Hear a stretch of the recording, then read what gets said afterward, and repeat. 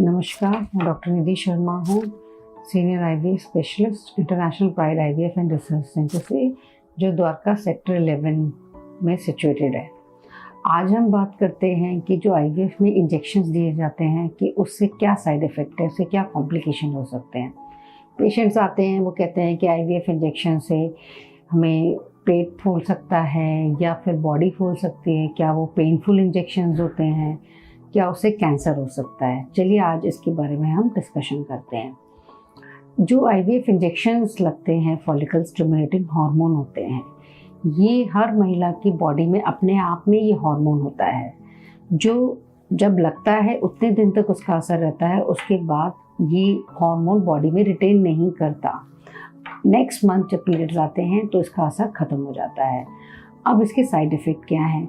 इसके ट्रांजिट थोड़े देर के लिए ही साइड इफ़ेक्ट्स होते हैं जब तक वो इंजेक्शन लग रहे हैं, जैसे कि नोज़िया, वॉमिटिंग, ब्लोटिंग, वो मूड स्विंग्स हो रहे हैं, बॉडी थोड़ी सी हल्की सी हैवी हो जाती है, नीचे की तरफ भारीपन लगता है या फिर पेन होता है। तो अगर पेन है तो पेन किलर्स एडवाइस कर दिए जाते हैं। ब्लोटिंग है, नोज़िया है, वॉमिटिंग है तो पेशेंट को बोला जाता है कि कुछ मेडिकेशंस दी जाती हैं। लिक्विड्स डाइट बोला जाता है कि लिक्विड डाइट आप अच्छे से लीजिए, क्योंकि ये इस टाइम आप इंजेक्शंस ले रहे हैं, फॉलिकल बन रहे हैं, तो ये सब चीज़ें आ सकती हैं, जैसे कि पीएमएस में होता है। जब ये नॉर्मल किसी के नॉर्मल नंबर ऑफ फॉलिकल्स हैं तो ये सब समस्याएं बहुत ज़्यादा दिन तक नहीं, जब तक इंजेक्शन लगते हैं या पिकअप तक रहता है, उसके बाद ये धीरे धीरे ख़त्म हो जाते हैं और नेक्स्ट पीरियड आने पर ये सब ख़त्म हो जाते हैं, क्योंकि उस टाइम ओवरीज का साइज़ बड़ा होता है। तो भारीपन लगना एक नेचुरल चीज़ है कि नीचे की तरफ से भारीपन लगेगा। पिकअप के बाद वो भारीपन 1-2 दिन रहता है, उसके बाद धीरे धीरे ख़त्म हो जाता है और पीरियड्स आने पे ओवरी अपने आप नॉर्मल साइज़ में आ जाती हैं। उसके बाद ये कोई प्रॉब्लम नहीं आती। कुछ पेशेंट्स जो पीसीओडी के खासकर पेशेंट्स हैं या जिसके नंबर ऑफ फॉलिकल्स ज़्यादा हैं, उनमें ओएचएसएस यानी कि ओवेरियन हाइपोस्टिमुलेशन सिंड्रोम हो सकता है उनको।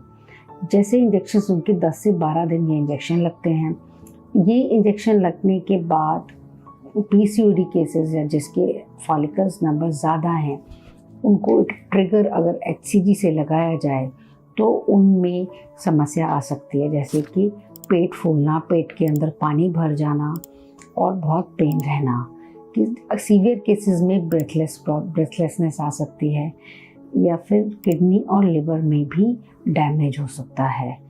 तो ये वो केसेस बोल रही हूँ जो ओएचएसएस में चले जाते हैं पेशेंट, जो पीसीओडी केसेस हैं खासकर, और अगर उनको ट्रिगर एचसीजी से दिया हुआ है।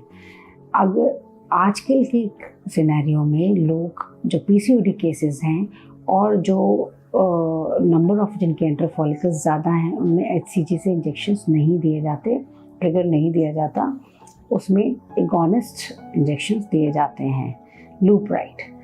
अगर इससे जो ओएचएसएस की जो प्रॉब्लम है या रिस्क फैक्टर है, उसकी चांसेस कम हो जाते हैं।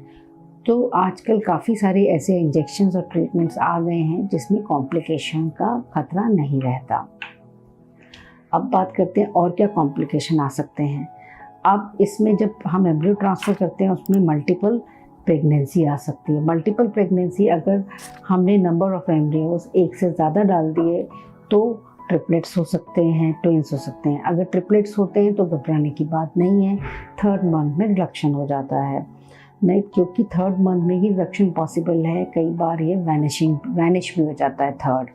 ट्विन अगर आ गया तो एंटीनेटल प्रॉब्लम आ सकती है, जैसे प्रीटर्म 15 से 20% केसेस में प्रीटर्म डिलीवरी भी हो सकती है। तो जो ट्विन प्रेगनेंसी है उनमें कभी शुगर बढ़ सकता है, कभी बीपी बढ़ सकता है, थायराइड बढ़ सकता है या हीमोग्लोबिन कम हो सकता है। तो ट्विन प्रेगनेंसी में एंटीनेटल प्रॉब्लम एज सच आती है कि एंटीनेटल जो 9 मंथ्स हैं वो उसके लिए थोड़ा सा प्रॉब्लमेटिक हो सकते हैं। तो जिनको ट्विन प्रेगनेंसी है वो पेशेंट्स अच्छे डॉक्टर को दिखाएं, ऐसे हॉस्पिटल में दिखाएं जहां पर सारी फैसिलिटीज़ अवेलेबल हो। अगर डिलीवरी के टाइम कोई कॉम्प्लिकेशन हो तो वो हैंडल हो जाए और वहाँ पर नर्सरी की फैसिलिटी हो। अगर प्री टर्म डिलीवरी हुई है तो वहाँ नर्सरी वही सुविधा हो जिससे कि बच्चे तुरंत नर्सरी में शिफ्ट हो जाएं। तो एज सच कोई बड़ी कॉम्प्लिकेशन या साइड इफ़ेक्ट इंजेक्शन से नहीं है, तो आपको कोई घबराने की बात नहीं है।